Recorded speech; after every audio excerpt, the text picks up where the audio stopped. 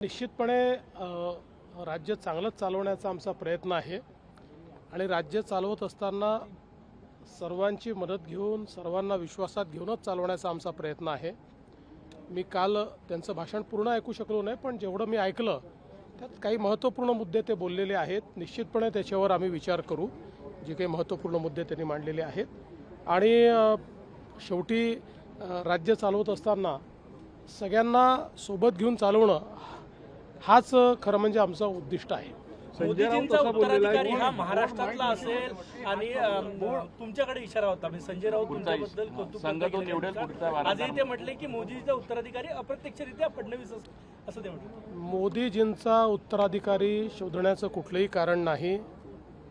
मोदीजी आमचे नेते आहेत, अजून बरेच वर्ष मोदीजी काम करणार आहेत। आमचा सगळ्यांचा आग्रह आहे, आम्ही 2029चे पंतप्रधान म्हणून मोदीजींकडेच बघतो आहे, पूर्ण देश बघतो आहे। त्यामुळे आत्ता अशी चर्चा करणं योग्य होणार नाही। आणि भारतीय संस्कृतीमध्ये वडील जिवंत असताना मुलांचा विचार होत नाही, करायचाही नसतो। ही सगळी मुघली संस्कृती आहे की वडील जिवंत असताना मुलं अशा प्रकारचा विचार करतात। त्यामुळे आत्ता कोणाचाही कुठेही उत्तराधिकारी निवडण्याचे वेळही आलेले नाही, तसा प्रश्नही नाही। आणि जोपर्यंत माझा विषय आहे, माझा त्याच्याशी संबंधही नाही। मशिदीवरील भोंगी हटवण्याबाबतही राज ठाकरेंनी महाराष्ट्र सरकारला विचार करण्याबाबत म्हटलं। 100% जे नियमाच्या बाहेर आहेत आणि सुप्रीम कोर्टाने दिलेला जो आदेश आहे, या आदेशाचं तंतोतंत पालन महाराष्ट्र सरकार करेल। कबरी संदर्भातही राज ठाकरे म्हणाले की छत्रपती शिवाजी महाराजांचं शौर्य होतं आणि ते गाळलं हे दाखवण्यासाठी ते कबर तिथं आहे। बघा, आमची भूमिका अतिशय स्पष्ट आहे की ही जी काही कबर त्या ठिकाणी आहे, ही ASIची प्रोटेक्टेड कबर आहे। त्यामुळे आम्हाला औरंगजेब आवडो का न आवडो, कायद्याने 50, 60, 100 वर्षापूर्वी त्याला त्या काळामध्ये 60 वर्षापूर्वी प्रोटेक्शन मिळालेलं आहे। आणि म्हणून त्या ठिकाणी जे काही कायदा आहे त्या कायद्याचं पालन करणं ही आमची जबाबदारी आहे। हे मात्र निश्चित आहे, कुठल्याही परिस्थितीमध्ये औरंगजेबाच्या कबरीचं उदात्तीकरण, ग्लोरिफिकेशन आम्ही होऊ देणार नाही। राज्यातील बँकांमध्ये मराठी भाषा वापरली जाते की नाही हे तपासण्याचे आदेश मनसैनिकांना दिलेला आहे। यामुळे कायदा सुव्यवस्थेचा प्रश्न निर्माण होऊ शकतो, बँकेमध्ये काही घडामोडी होऊ शकते। मला असं वाटतं की ज्या ज्या ठिकाणी मराठी वापरणं आवश्यक आहे त्या त्या ठिकाणी ती वापरली गेली पाहिजे, हा आग्रह असणं हे चुकीचं नाही। फक्त याकरता कायदा हातात घेणं हे मात्र चुकीचं होईल।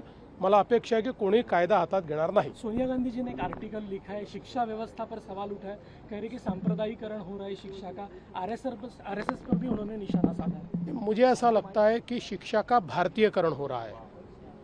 अंग्रेज़ों ने जिस शिक्षा का मैकॉलेकरण किया और हमारे देश को गुलाम बनाने के लिए मैकॉले का पत्र है कि जब तक यहाँ की शिक्षा पद्धति को हम बदलेंगे नहीं, तब तक हम भारत पर राज नहीं कर सकते।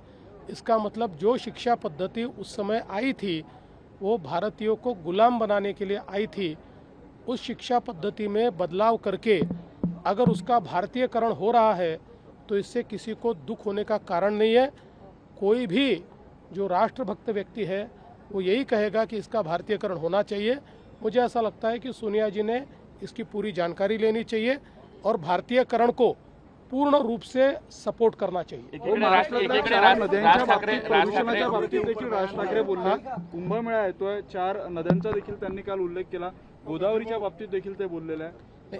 निश्चितपणे महाराष्ट्रातल्या नद्या या निर्मळ झाल्या पाहिजे, त्या अविरल झाल्या पाहिजे असा आमचाही प्रयत्न आहे। याकरता आपण काही मिशन हातामध्ये घेतलेले आहेत। हे काही फार लगेच करण्यासारखे कामं किंवा होणारी कामं नाही आहेत, कारण प्रत्येक महानगरपालिका, प्रत्येक नगरपालिका, प्रत्येक ग्रामपंचायत याचं एफ्लुएंट ट्रीट करावं लागतं। त्यासोबत उद्योगाचं एफ्लुएंट ट्रीट करावं लागतं, वेगवेगळ्या नाल्यांचं पाणी ट्रॅप करून ते ट्रीट करावं लागतं। एक खूप मोठा हा कार्यक्रम आहे, थोडा वेळ खाणारा, थोडा खर्चिक कार्यक्रम, पण हा केलाच पाहिजे या मताचे आम्ही असल्यामुळे याची सुरुवात आम्ही ऑलरेडी केलेली आहे। आणि मला विश्वास आहे की यावेळी ज्यावेळेस आपला कुंभमेळा होईल त्यावेळी कुंभमेळ्यामध्ये पवित्र गोदावरी नदीमध्ये लोक ज्यावेळेस आंघोळीला येतील किंवा स्नानाला किंवा त्या ठिकाणी एक प्रकारे स्नान करण्याकरता येतील त्यावेळी त्यांना स्वच्छ पाण्याचा अनुभव कसा देता येईल हाच आमचा प्रयत्न आहे. एकीकडे पाठिंबा देतात आणि दुसरीकडे लाडकी बहीण योजना बंद होईल असे राज ठाकरे म्हणाले. 10% कमी होत आहे, विजेचे दर 10% जवळपास कमी होत आहे. आणि मी आपल्याला विधानसभेतही सांगितलं होतं की विजेचे दर पुढच्या 5 वर्षात दरवर्षी आम्ही कमी करणार आहोत. त्यानुसार आमची जी पिटिशन आहे ही पिटिशन जी नियामक मंडळ आहे त्यांनी स्वीकारलेली आहे. केवळ ती स्वीकारताना त्याच्यामध्ये काही मला असं वाटतं की कॅल्क्युलेशनच्या संदर्भात त्यांचं आणि आमचे मतभेद आहेत आणि म्हणून आम्ही एक रिव्हिजन देखील त्या ठिकाणी दाखल करणार आहोत.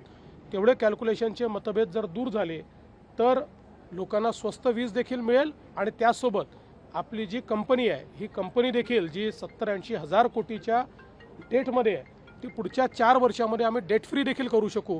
या दृष्टीने एक रिव्ह्यू पिटिशन आम्ही त्या ठिकाणी दाखल करतो आहोत. मात्र मला आनंद आहे की आम्ही जे रेट कमी करण्याच्या संदर्भात पिटिशन दाखल केलं होतं त्याला मान्यता मिळालेली. बीडमध्ये काय स्थिती आता? बीडमध्ये काय स्थिती? शांतता. बीडमध्ये फोडणीतील आरोपींची घरे पाडणार का असा सवाल ओएसी असं आहे की आता बीडमध्ये पूर्ण शांतता आहे आणि कोणीही जर शांतता भंग करणार असेल तर त्याच्यावर सारखीच कारवाई केली जाईल.